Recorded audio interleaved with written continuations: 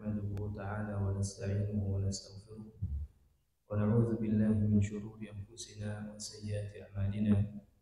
من يهده الله فهو المهتدي ومن يضلل فلا هادي له ومن يضلل فأولئك هم الخاسرون ومن يضلل فلن تجد له وليا مرشدا ومن يضلل فما له من ولي من بعده.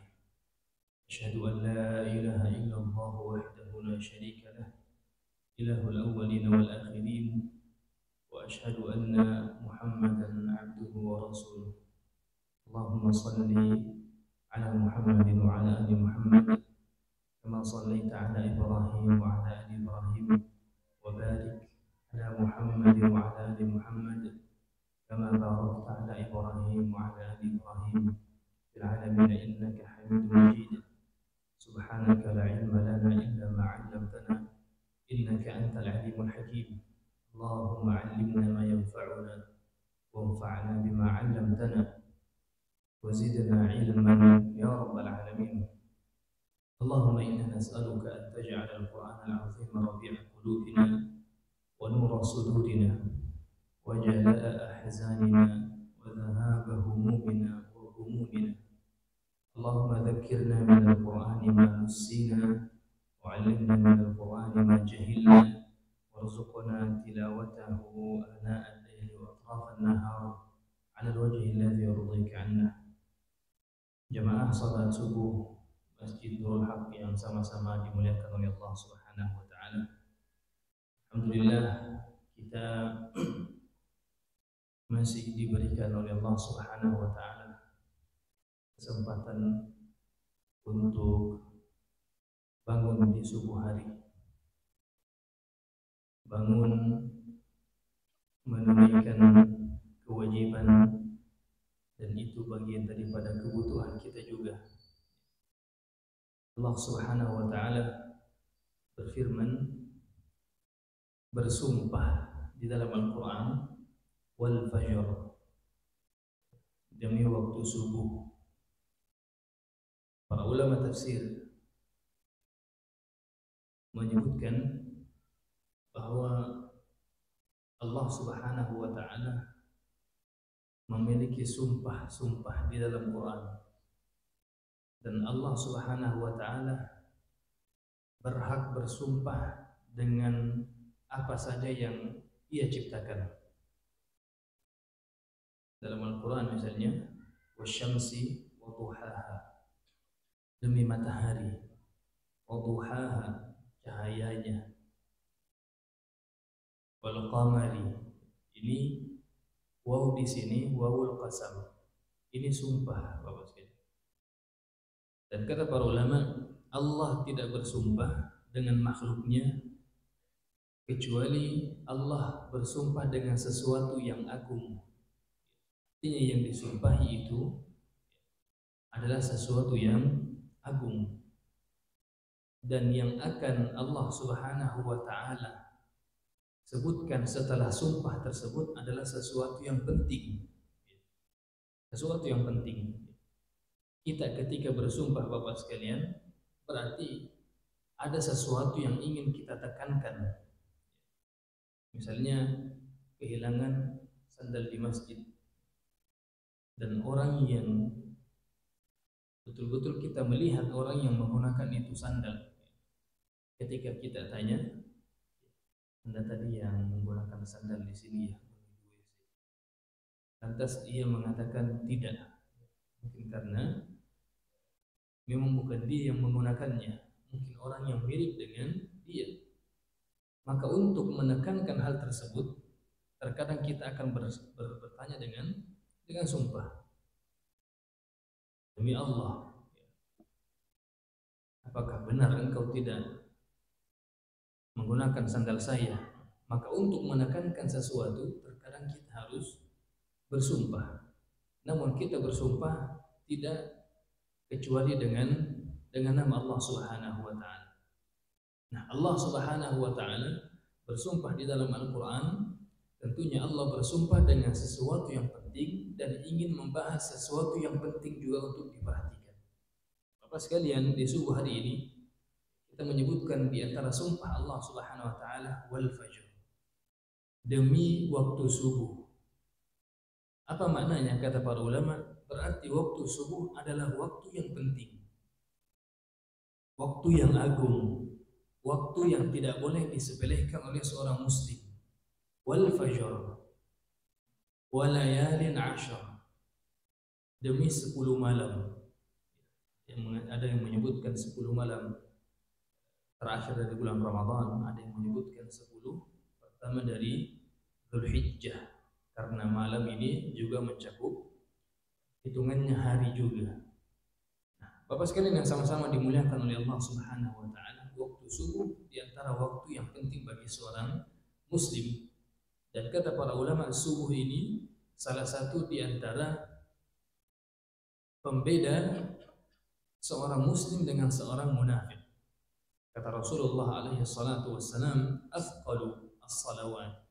Salat yang paling berat bagi orang munafik adalah di antaranya salat subuh, dan yang kedua salatul isya. Salat isya dan salat subuh. Andai kata Rasulullah alaihi salatu wassalam mereka mengetahui apa keutamaan dari salat subuh dan salat isya ini, la atauhuma walau habwan. Mereka akan datang walaupun dalam keadaan merangkak. Sehingga ada kalimat-kalimat yang disebutkan oleh para ulama-ulama kita.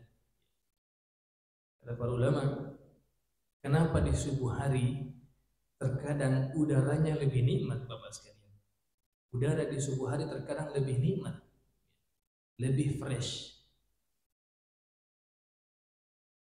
Kita merasakan menghirup udara di subuh hari lebih nikmat dibanding di siang hari.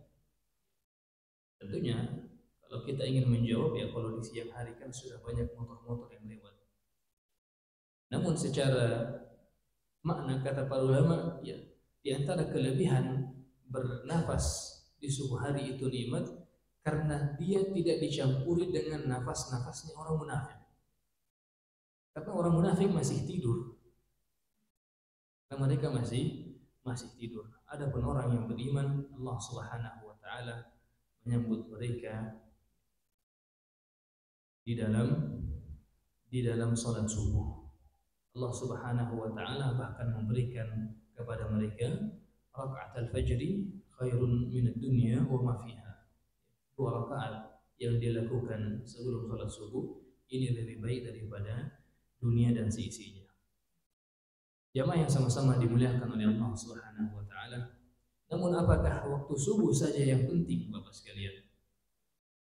Ternyata Allah Subhanahu wa taala, kita dapati dalam Al-Qur'an, Allah bersumpah dengan semua waktu. Allah bersumpah dengan semua waktu. Maknanya apa? Semua waktu ini adalah penting bagi seorang muslim. Di antara yang penting waktu subuh. Setelah terbitnya matahari disebut dengan waktu duha. Allah pun bersumpah dengan waktu duha, wadduha wal laili idza saja, wadduha, demi waktu duha setelah terbitnya matahari. Masuk ke siang hari, wan nahari idza tajalla, demi siang. Masuk ke sore hari, setelah siang menjelang sore hari, maka Allah pun bersumpah dengan wal asr. Para ulama tafsir menyebutkan wal asr itu diantara maknanya Allah bersumpah dengan waktu asar. Makanya salat kita di sore hari disebut dengan salat asar, salatul asri. Salat yang dilakukan di sore hari disebut dengan salatul asri. Maka wal asri diantara maknanya demi waktu, demi masa, dan demi waktu di sore hari. Kemudian terbenamnya matahari, Allah masih bersumpah juga. Fala uqsimu bisyafaq. Aku bersumpah, kata Allah Subhanahu wa taala, dengan kemerah-merahan yang ada di langit ketika tenggelamnya matahari. Asyafaq ini adalah kemerah-merahan ketika matahari sudah tenggelam. Kemudian di malam hari, wal laili idza yaghsha, demi malam yang ia menyelimuti, ia menutupi. kata para ulama, Allah Subhanahu wa taala bersumpah dengan semua waktu. Sehingga beruntunglah, tidak merugilah mereka-mereka yang menggunakan waktu yang ada, dan rugi mereka yang tidak menggunakan waktu yang ada. Makanya ayatnya innal insana lafi khusr. Jamaah salat subuh Bapak-bapak yang sama-sama dimuliakan oleh Allah Subhanahu wa taala. Sehingga ada seorang penyair Arab mengatakan, wal waqtu anfasu ma unita bihifdhihi wa arahu ashala ma 'alaika yadhi'u. Waktu adalah hal yang paling berharga untuk kita jaga, namun dia di antara hal yang paling mudah sekali untuk kita hilangkan, mudah sekali untuk kita lepaskan. Jamaah salat subuh yang sama-sama dimuliakan oleh Allah Subhanahu wa taala. Pada subuh kali ini kita akan mengambil pelajaran dari satu ayat Allah Subhanahu wa taala di dalam Al-Qur'an, di dalam surah Al-Baqarah ayat yang ke-25, di mana Allah Subhanahu wa taala memberitakan kabar gembira, memberikan kabar gembira kepada orang-orang yang beriman. Wa basyiril ladzina amanu wa 'amilus shalihati anna lahum jannat. Wahai Muhammad, beritakanlah kabar gembira kepada orang-orang yang beriman dan beramal saleh bahwa bagi mereka syurga-syurga, basatin, kebun-kebun yang indah, bagi mereka tempat-tempat rumah-rumah yang indah. Ini ayat Bapak sekalian di dalam surah Al-Baqarah ayat yang ke-25, Allah sebutkan setelah menyebutkan fattaqun naral lati u'iddat fattaqun naral lati waquduha an-nas wal hijarah u'iddat lil kafirin. Ancaman terhadap orang-orang kafir. Setelahnya wabasyiril ladzina amanu. Dan ini diantara uslub Quran, bahasa Al-Quran, metode Al-Quran dalam menyampaikan selalu ada targhib, ada tarhib. Setiap kali kita mendapati ada ayat ancaman, biasanya pasti akan ada ayat janji setelahnya. Selalu ada targhib. Targhib ini ayat-ayat yang memotivasi kita untuk melakukan amal. Kalau tarhib bentuknya ayat-ayat yang akan membuat kita takut untuk melakukan kemaksiatan. Ada tarhib, ada tarhib. Makanya ada hadis atau kitab hadis yang dituliskan oleh Syekh Al-Albani rahimahullah taala, kitab At-Targhib wa Tarhib. Hadis-hadis yang mengumpulkan hadis-hadis yang memotivasi, dan ada hadis-hadis yang membuat kita was-was dan takut untuk melakukan kemaksiatan, takut untuk bermaksiat kepada Allah Subhanahu wa taala. Nah, ini ayat yang bentuknya targhib, memotivasi. Dan seharusnya seperti itulah seorang muslim. Ketika ia menasihati saudaranya, maka dia juga jangan memberikan nasihat seluruhnya tarhib, menakut-nakuti. Yang dia sampaikan neraka semuanya, keburukan semuanya, dosa-dosa semuanya.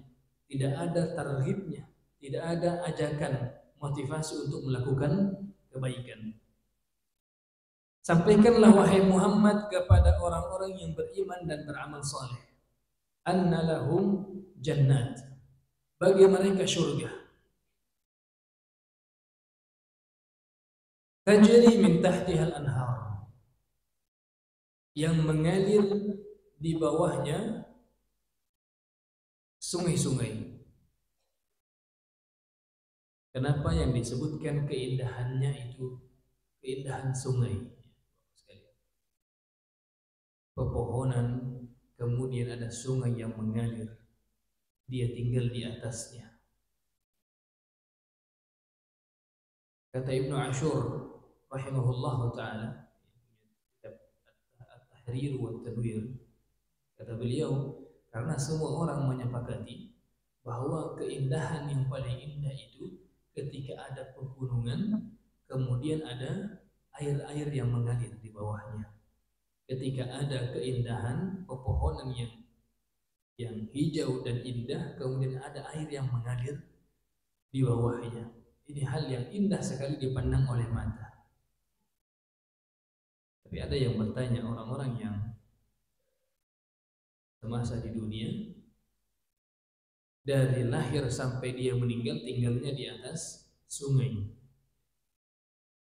Biasanya ya, kami disampaikan, Ustaz, gimana kalau orang yang dia selama hidupnya tinggal di atas sungai? Bukankah dia akan mendapati banyak suka duka hidup di atas sungai?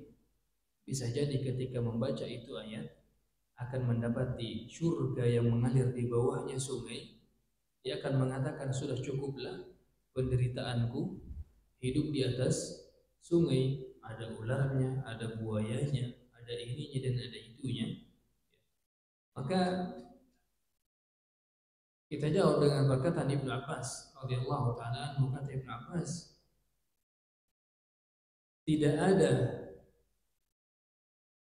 semua yang ada di dunia, tidak ada yang menyamai dengan apa yang ada di akhirat kecuali nama. Yang sama di dunia dengan yang ada di sisi Allah Subhanahu wa taala di surga Allah, kesamaannya hanya pada namanya saja. Namun keindahannya, rasanya itu tidak pernah tergambar tidak pernah terdetik keindahan tersebut. Misalnya kita membayangkan keindahannya surga hari ini, Bapak sekalian, biasanya keindahan kita yang kita bayangkan itu ada batasannya. Kenapa? Karena yang kita ada di pikiran kita adalah keindahan dunia. Oh, indahnya ini, sungai-sungainya begini. Yang kita bayangkan adalah sungai yang ada di luar negeri yang indah. Oh, indahnya kalau ini ada air terjunnya. Yang ada di pikiran kita air terjun yang terindah yang pernah kita lihat.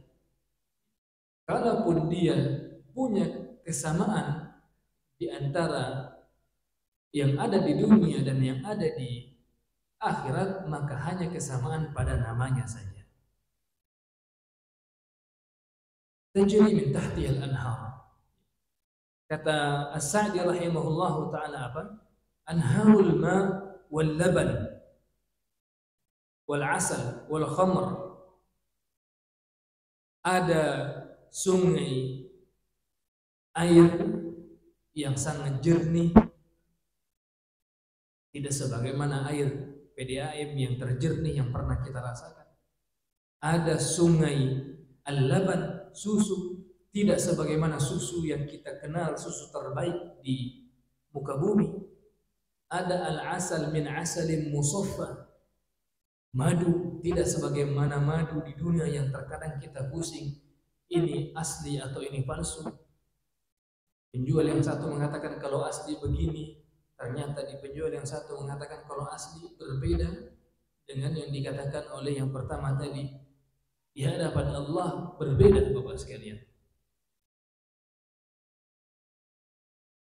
Tajri min tahtiha al-anhar. Sebagian ulama juga menyebutkan ini di antara keindahan bahasa Al-Quran, memotivasi seseorang. Kenapa? Orang-orang ini Al-Quran turun di mana? Turun di Arab.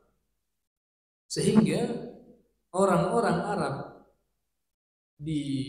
yang hidup di padang pasir terkadang sulit untuk mendapatkan air.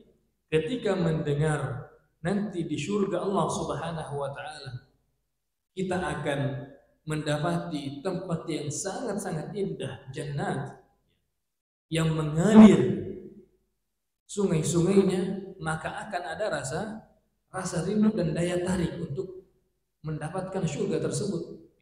Kenapa? Karena di dunia padang pasir sulit mendapatkan, sangat sulit sekali mendapatkan air.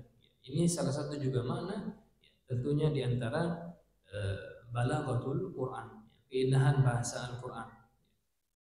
Kemudian jamaah yang sama-sama dimuliakan oleh Allah Subhanahu wa taala. Kullama ruziqu minha min thamaratir rizqan qalu hadha alladhi ruziqana min qabl. Setiap kali didatangkan, dibawakan kepada mereka makanan-makanan rezeki dari Allah Subhanahu wa taala, dari buah-buahan, qalu hadzal ladzi ruziqna min qabl wa utu bihi mutasyabihan. Di antara maknanya ketika ada siapa yang membawa ini makanan, ta'tihim bihil malaikah. Malaikatlah yang membawa makanan tersebut kepada mereka. ketika dibawakan makanan terindah dari surga tersebut, maka mereka akan mengatakan, hadzal ladzi ruziqna min qabl. Sebagian memaknai, inilah makanan yang kami dapat di dunia. Misalnya buah-buahan, durian, ketika disuguhkan kepada mereka, loh begini yang kami pernah makan di dunia. Bukankah di surga ini punya kenikmatan melebihi dunia? Wa utu bihi mutasyabihan. Sehingga mereka mengatakan, ini kenikmatan kami di dunia, kenapa kami dikasih lagi di sini? Ada tafsir juga yang menyebutkan bahwa maknanya qalu hadzal ladzi ruziqna min qabl. Setiap kali didatangkan kepada mereka rezeki tersebut, mereka akan mengatakan, loh kenapa begini lagi? Bukankah kemarin ini juga? Maknanya apa Bapak sekalian? Contoh misalnya apel disuguhkan pada hari pertama apel Bapak sekalian. Hari pertamanya apel. Dimakan di hari pertama apel tersebut, kenikmatannya beda dengan kenikmatan di dunia tentunya. Ketika hari kedua, yang dibawa oleh malaikat kembali apel juga, sehingga mereka mengatakan, qalu hadzal ladzi ruziqna min qabl. Begini rezeki kami kemarin. Namun apa kata malaikat? Memang sama bentuknya dengan hari pertama, namun setiap harinya dia akan memiliki rasa yang berbeda, namun tentunya punya kenikmatan yang juga berbeda. Ini keindahannya surga Bapak sekalian. Misalnya, Masya Allah, rambutan. Saya makan rambutan di dunia itu enak, manis sekali. Apakah nanti sama manisnya dengan di surga? Tidak ada sesuatu di dunia yang menyamai dengan sesuatu di akhirat kecuali pada namanya saja. Nah, Bapak sekalian yang sama-sama dimuliakan, wa utu bihi mutasyabiha. Sama dengan yang diberikan kemarin, sama dengan yang mereka dapatkan di dunia, sama pada warnanya, sama namanya, sama bentuknya, akan tetapi berbeda pada rasanya. Walahum fiha azwajun mutahharah. Di surga, bagi penduduk surga, mereka akan mendapati istri-istri yang suci. Di sini tidak disebutkan Bapak sekalian suci dari apa. Tidak disebutkan dia hanya suci dari haid atau nifas. Tidak, bahkan disebutkan oleh para ulama jamaah yang sama-sama dimuliakan oleh Allah Subhanahu wa taala, fahunna mutahhiratul akhlaq. Mereka adalah suci akhlaknya, suci al-khuluq, dipandangnya, bentuknya, mutahhiratul lisan, suci perkataannya, mutahhiratul absar, penglihatannya, fa akhlaquhunna, tidak disebutkan oleh Allah Subhanahu wa taala bentuk dia suci dari apa. Namun kata para ulama, dia suci dari seluruh yang tidak disukai oleh manusia di dunia. Istri di rumah tentunya banyak kebaikannya, namun ada masanya, ada hal-hal yang terkadang seorang lelaki, seorang suami tidak menginginkan hal tersebut.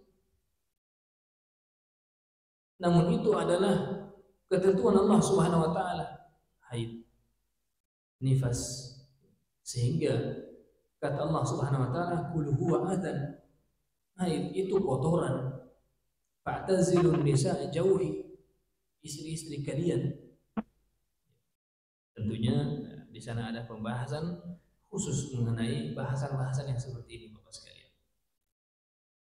Yang menarik Bapak sekalian, di antara kalau kita berbicara kenikmatan di dunia itu kita bisa nikmati ketika kita punya rumah. Kita punya rumah, apalagi kalau rumahnya nggak ngontrak, punya rumah. Kemudian di dalam rumah tersebut sudah ada makanannya. Artinya kita punya pekerjaan sehingga bisa menghasilkan makanan di rumah. Kalau tadi berbicara tentang rumah, maka di akhirat ada jannah, ada surga.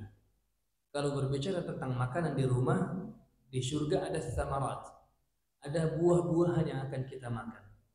Kenikmatannya dunia, kita punya rumah, nikmat sekali punya rumah sendiri, lagi tidak ngekos.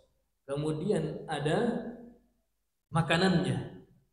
Kemudian yang ketiga, di dalam rumah tersebut ada pasangan yang membantu kita dalam kebaikan. Ada istri, ada anak. Lengkaplah kenikmatan dunianya, kebahagiaan dunianya itu lengkap. Namun apakah kebahagiaan tersebut akan kita rasakan abadi? Enggak. Kenikmatannya rumah ada kurangnya juga. Ketika tiba-tiba token listrik habis, jadi kekurangannya rumah juga, aduh, habis lagi token listriknya. Air PDAM mati, ini kekurangannya rumah. Makanan yang datang di rumah tiba-tiba ada masanya basi.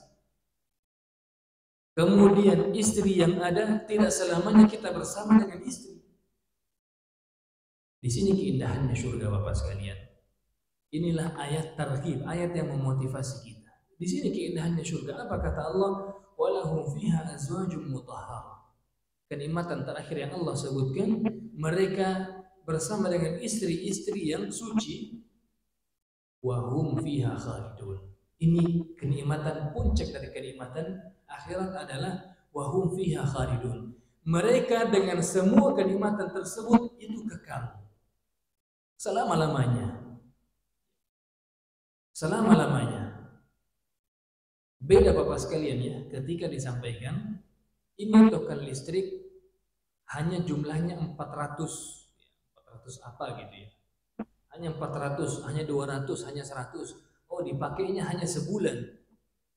Tapi tiba-tiba datang orang PLN mengatakan, Bapak, kita berikan Bapak untuk listrik gratis selamanya. Mana nikmatnya di situ Bapak sekalian? Ada kenikmatan ketika kita mengetahui bahwa nikmat ini tidak hilang. Nikmat ini akan terus bersama kita. Dan ini kata Ibnu Katsir rahimahullahu taala, wa hadza min tamamis sa'adah. Inilah puncak kesempurnaan dari kebahagiaan itu. Ketika kita mendapati kenikmatan dan kenikmatan tersebut tidak hilang. Kenikmatan tersebut tidak terputus. Kenikmatan tersebut tidak diambil dari kita. Nikmatnya umur. Ketika sudah masuk ke 60 tahun, 70 tahun, maka sudah mulai menuliskan wasiat. Maka sudah mulai memperbaiki amal. Saya sudah tua. Tapi ketika sudah di surga, tidak dipikirkan lagi itu Bapak sekalian. Kenapa? Hum fiha khalidun. Mereka akan berada pada suatu kenikmatan yang tidak ada putus-putusnya. Itulah puncak kenikmatan dari surga. Wa hum fiha khalidun. Jamaah yang sama-sama dimuliakan oleh Allah Subhanahu wa taala. Ini ayat targhib.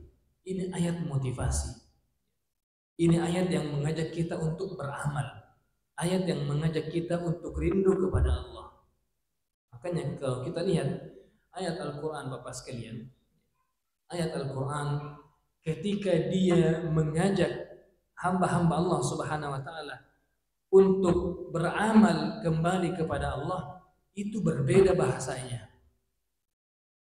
Contoh, ketika Allah perintahkan, ketika Allah berbicara tentang surga, maka untuk menuju surga, kata Allah apa?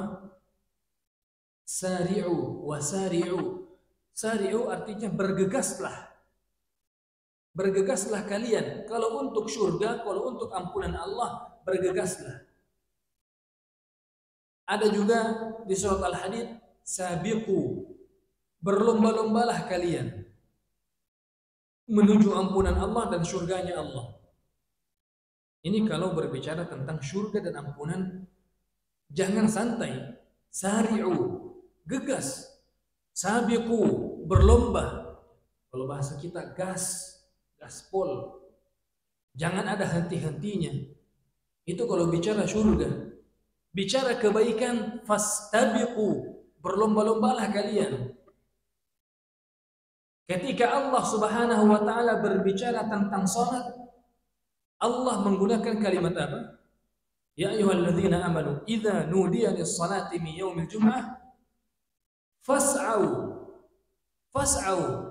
Ya kalau kita terjemahkan ke dalam bahasa Indonesia, bergegaslah, seriusi. Fas'au, berusahalah. Berusahalah. Menarik bahasa-bahasa Allah untuk menarik kita kalau ke surga, kata Allah, sari'u, bergegas, gaspol, sabiqu, berlomba, fastabiqul khairat, saling berlomba-lombalah kalian. Kalau salat fas'au, jangan santai-santai. Kalau ada panggilan salat fas'au. Menarik di dalam surah Adz-Dzariyat, jemaah sekalian, di halaman pertama juz 27, apa kata Allah ketika Allah Subhanahu wa taala berbicara tentang Allah? Fafirru ilallah. Fafirru ilallah. Fafirru ilallah. Kalau kita kembali ke tafsirannya, irji ilallah. Kembalilah kepada Allah. Tapi kalau kita lihat kalimat bahasanya, farra yafirru. Farra artinya apa Bapak sekalian? Lari. Makanya di juz yang ke-22, kullu yanfa'akumul firar. Tidak ada gunanya lari dari kematian. Fafirru ilallah. Kalau untuk Allah, lari. Jangan santai-santai. Kalau untuk urusan akhirat, gas. Kalau untuk urusan Allah, fafirru, lari. Kalau untuk urusan surga, sari'u, bergegas. Kalau untuk urusan ampunan Allah dan surga, sabiqu, berlomba-lombalah kalian. Artinya memang urusan akhirat, kalau sudah ada panggilan akhirat, jangan santai. Tapi lihat, ketika Allah Subhanahu wa taala berbicara tentang rezeki, ketika Allah Subhanahu wa taala berbicara tentang rezeki yang pasti, Bapak sekalian, apa kata Allah? Huwallazi ja'ala lakumul arda dhalulan famshu. Ini ayat berbicara tentang rezeki. Famshu fi manakibiha wa kulu min rizqi. Apa artinya famshu? Famshu, jalan. Allah yang menciptakan untuk kalian dunia, famshu. Kalau urusan dunia, kalau urusan rezeki, gak usah ngegas, gak usah sari'u, gak usah berlomba-lomba. Urusan rezeki, gak usah saling berlomba. Tidak usah fastabiqul khairat, tidak usah sabiqu, tidak usah sari'u. Kalau untuk urusan dunia, gak usah fas'au, kayak salat Jumat tadi. Gak usah berusaha sebisa mungkin. Tidak butuh fas'au. Kata Allah, kalau urusan rezeki, kamu hanya butuh famshu fi manakibiha. Jalanlah di atas bumi. Kalau urusan Allah, fafirru. Kalau urusan dunia, famshu. Kalau panggilan akhirat, bismillah, sari'u. Mari kita berlomba. Itu yang satu, infaknya 100.000, bismillah, saya 107.000. Kalau ini infaknya sapi 1 ekor, bismillah, saya 1 sapi dan 1 kambing. Kalau urusan akhirat kita berlomba, tapi kalau urusan rezeki kita tidak perlu fafirru, tidak perlu pusing, tidak perlu berlomba, tidak perlu gaspol. Yang kita lakukan, kata Allah, famshu. Urusan dunia kalian cukup jalan. Kenapa? Dia sudah Allah Subhanahu wa taala ratakan, Bapak sekalian. Jamaah yang sama-sama dimuliakan oleh Allah Subhanahu wa taala. Ada orang pernah ditanya, Masya Allah, ngajinya tiap hari, kapan waktunya? Apa jawaban dia? Saya kalau pagi sibuk, khususnya hari-hari kerja, saya sibuk sekali. Sibuk, berangkat ke kantor, antar anak ke sekolah, pulang dari kantor di siang hari, jemput anak, sudah ngantuk, makan, tidur. Di sore hari ya saya harus ada meeting, kemudian di malam hari kemudian saya harus ada bersama dengan keluarga. Terus kapan ngajinya? Jawabannya biasa, ya mungkin Nanti sebelum tidur ada baca ngaji-ngaji sebelum wirid sebelum tidur. Atau mungkin nanti di hari Minggu, hari libur. Ini apa maknanya Bapak sekalian? Dia memberikan waktu untuk akhiratnya, waktu sisa. Dia kasih waktu sisa. Kapan nanti kita ada kajian saling menasehati? Ya nanti lihatlah, kita ini kan sibuk di kantor dari hari ini ke hari ini.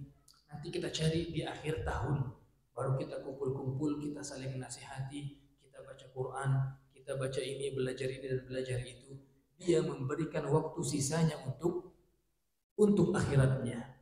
Padahal kalau untuk akhirat, sari'u, sabiqu, fastabiqu, fas'au, fafirru. Kalau untuk dunia, yang terkadang itu menjadi urusan inti kita, yang Allah Subhanahu wa taala katakan, kalau untuk dunia, untuk rezeki, untuk kebutuhan dapurmu, famshu. Kamu hanya berjalan, tidak perlu berlari. Ini jamaah yang sama-sama dimuliakan oleh Allah Subhanahu wa taala. Mudah-mudahan ini bisa menjadi motivasi kita untuk semakin rindu kepada Allah Subhanahu wa taala. Mana yang harus kita utamakan, di mana kapan kita harus berlari, kapan kita harus gaspol, kapan kita harus saling berlomba, dan kapan kita harus berjalan saja bersama. Kapan kita harus serius 100%, kapan kita harus serius 1000%, dan kapan kita cukup hanya dengan keseriusan 2 atau 5%. Kapan kita fafirru, berlari, dan kapan kita famshu fi manakibiha wa kulu min rizqihi wa ilaihin nusyur. Ini diantara kajian kita pada subuh kali ini. Mudah-mudahan Allah Subhanahu wa taala memberikan keistiqomahan kepada kita semua untuk selalu dekat kepada Allah Subhanahu wa taala, untuk selalu menjadi pribadi-pribadi yang syukur atas nikmat Allah Subhanahu wa taala, pribadi yang selalu ingat dan diingat oleh Allah Subhanahu wa taala. Kita tutup jamaah sekalian kajian kita pada pagi hari ini dengan sama-sama membaca doa kafaratul majlis. Subhanakallahumma wa bihamdika asyhadu an la ilaha illa anta astaghfiruka wa atubu ilaik. Wa sallallahu wa sallim ala nabiyyina Muhammad walhamdulillahi rabbil alamin. Wassalamu alaikum warahmatullahi wabarakatuh.